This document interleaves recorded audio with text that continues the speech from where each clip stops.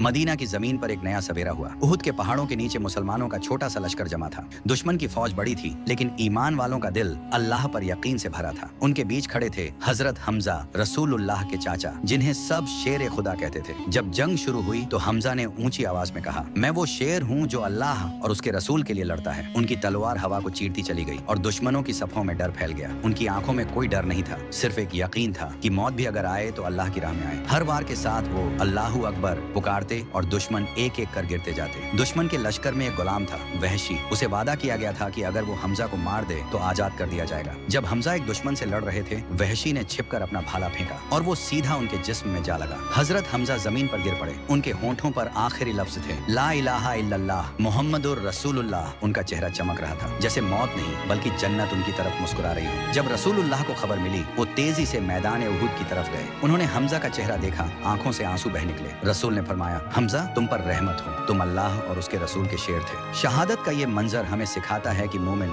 मौत से नहीं डरता, बल्कि मौत को भी अल्लाह की रजा के लिए गले लगाता है। बल्कि ईमान, वफादारी और कुर्बानी की आवाज है, एक ऐसे शेर की जो आज भी हर मोमिन के दिल में जिंदा है।